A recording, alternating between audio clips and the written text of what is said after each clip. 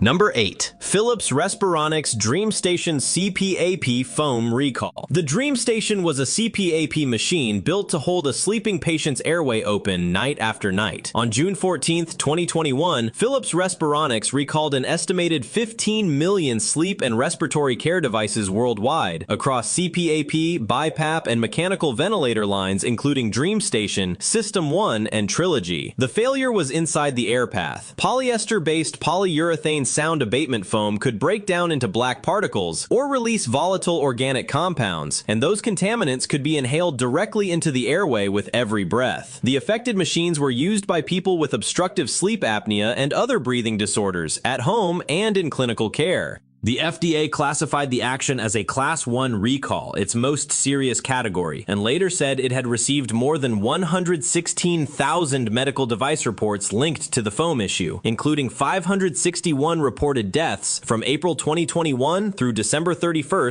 2023. Repairs dragged on. In April 2024, Philips Respironics entered a consent decree with the FDA and the United States Department of Justice, restricting most United States sales until safety and quality requirements were met. A machine built to protect breathing became a test of contaminated airflow, delayed repair, and accountability.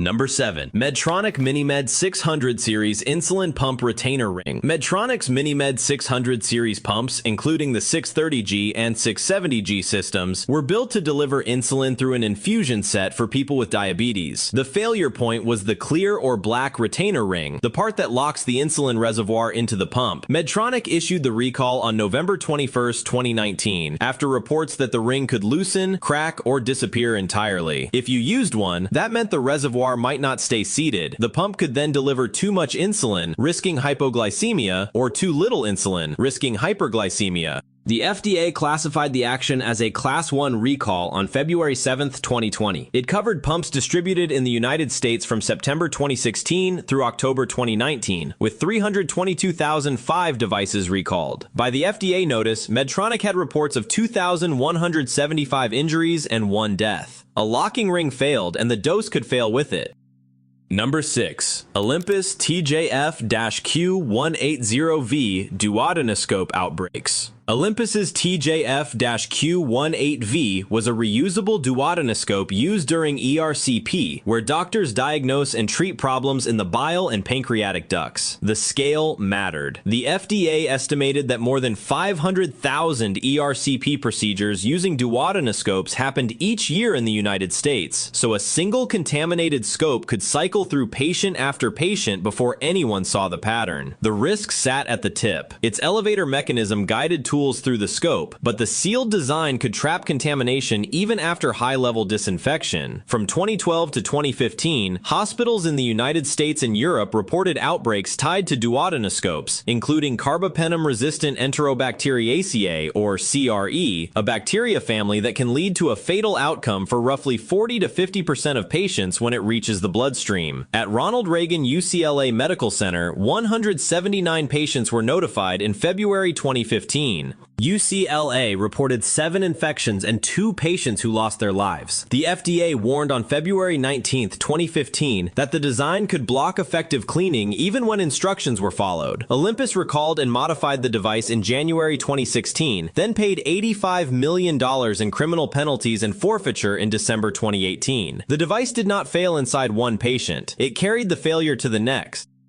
Number 5. A.H. Robbins Dalkon Shield IUD. The A.H. Robbins Dalkon Shield was an intrauterine contraceptive sold in the early 1970s, after the Richmond, Virginia drug company acquired it from Dr. Hugh J. Davis and Irwin Lerner in 1970. About 2.8 million women used it worldwide. The danger sat in a small design choice, a multi-filament nylon tail string attached to a plastic, shield-shaped body. That string wicked bacteria upward, documented as a pathway for pelvic inflammatory disease, septic miscarriages, infertility, and at least 18 deaths. A.H. Robbins suspended United States sales in June 1974, but if your device was already inserted, you received no direct recall notice until 1980, 6 years after sales stopped. In 1984, the United States Food and Drug Administration urged removal of remaining Dalkon Shields. On August 21, 1985, A.H. Robbins filed for Chapter 11 bankruptcy. The 1988 reorganization created the Dalkon Shield Claimants Trust, which processed more than 300,000 claims. The trust eventually paid an average of $725 per claim for injuries that included death. Number 4. Ethicon Gynacare Laparoscopic Power Morcellator. Sold by Ethicon, part of Johnson & Johnson, this rotating blade device was built for minimally invasive hysterectomy and myomectomy, especially fibroid surgery. If you used one in the operating room, the promise was smaller incisions and faster tissue removal. The blade cut uterine tissue into fragments that could be pulled through small abdominal openings. But if a patient had an unsuspected uterine sarcoma, including leiomyosarcoma, that same cutting action could seed cancer through the abdomen and pelvis. On April 17, 2014, the FDA warned that power morcellation could significantly worsen long-term survival. It estimated that about 1 in 350 women having fibroid surgery had an unsuspected uterine sarcoma. In October 2013, anesthesiologist Amy Reed at Brigham and Women's Hospital in Boston underwent morcellation and was later diagnosed with advanced leiomyosarcoma. Reed and her husband, Dr. Hooman Norchasham, petitioned the FDA and went public in major media. She died on May 24, 2017, at age 44. Ethicon suspended worldwide sales that July and told customers to return the devices. The blade did its job. That was the failure. Number 3. Bjork Shiley 60-degree convexo-concave heart valve. The Bjork Shiley 60-degree convexo-concave heart valve entered use in 1979 and was implanted in about 86,000 people worldwide, including roughly 40,000 in the United States. Shiley Inc., a California company Pfizer acquired that same year, sold it for aortic and mitral valve replacement. If you used one, you carried a tilting disc inside the heart. The critical failure point was a single welded outlet strut. When it fractured, the disc occluded could break free and the valve could lose function almost at once. In documented fracture cases, many patients died within minutes unless emergency surgery was immediately available. By the mid-1980s, hundreds of reported fractures and deaths had triggered FDA scrutiny, civil litigation, and a patient notification and monitoring program. Shiley stopped selling the model in 1986, but the recall problem did not end there. Removing a working valve meant another major heart operation. Patients could keep a valve that might fracture without warning or replace one that had not failed yet. For thousands, monitoring became the only survivable option.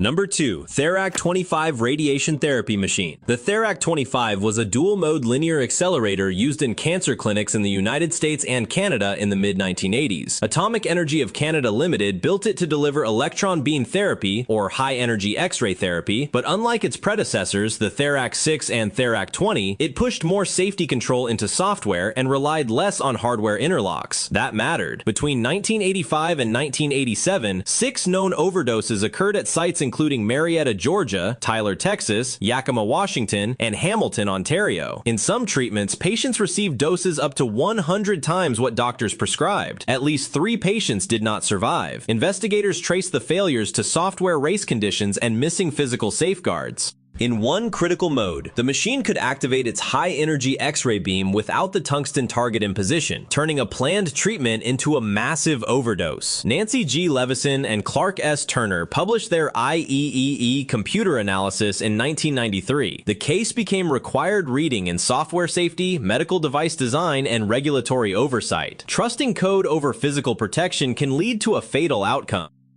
Number 1. Medtronic Micra Leadless Pacemaker Perforations. Medtronic's Micra transcatheter pacing system was built to remove old pacemaker weak points. No chest pocket, no transvenous lead, the device travels through the femoral vein and anchors inside the right ventricle, about 25.9 millimeters long and 6.7 millimeters wide, roughly a large vitamin capsule. Clinical trials showed a 96% implant success rate. The FDA approved Micra VR on April 6, 2016, but the failure mode was implantation itself. If the device or delivery system breached the heart wall, blood could collect around the heart, cause pericardial effusion, trigger cardiac tamponade, force emergency cardiac surgery, and lead to fatal outcomes reported to regulators. In February 2022, the FDA warned healthcare providers after reviewing major complication reports involving microdevices, including cardiac perforation during placement. The agency identified higher risk in patients who were older, female, had low body mass index, chronic obstructive pulmonary disease, pulmonary hypertension, or prior myocardial infarction. Micra stayed on the market. The warning sharpened the trade-off: smaller hardware, same unforgiving heart.